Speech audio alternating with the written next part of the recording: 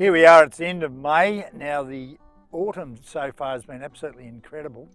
We had 90 mil of rain in through April, and now we've had a lot less this month. But the temperatures are warm during the day and really good for growing our pastures. And we've got these cows here now. They've been in this paddock, they've been here for 2 days because what's happened, we've got so much feed, and at the moment we've got very busy. We've got cows that are being joined. Those ones that calved back in February are being joined now ready for next February. And the ones that are being joined, that are calving in July, the ones we're actually drying off. So we've got cows that are drying off, we've got cows we're joining up, and because the ones that are drying off, we've got less animals we're feeding at the moment as far as the milkers go. So we've got so much good feed about that actually Luke is actually extending the rotation.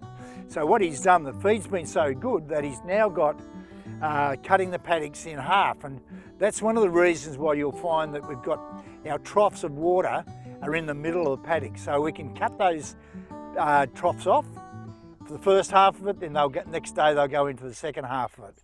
That way they're not doing a hell of a lot of damage because they've got enough feed, they're going to feed that. And as you can see here behind me, these cows, it's about an hour before they go to be milked. They've had plenty of feed because they're quite happy. They're not running around looking for something to eat, although they've cleaned out the paddocks pretty well. But yeah,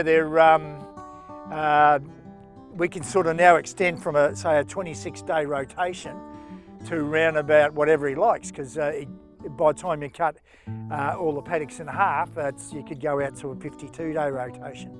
That won't happen, but he'll just manage his feed. I always believe that this time of the year is a very easy way to manage your pastures.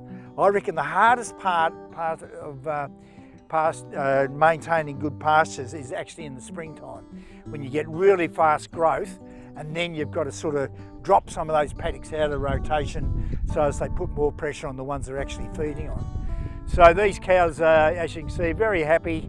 And the other things that we're looking at now is just trying to maintain maintain everything.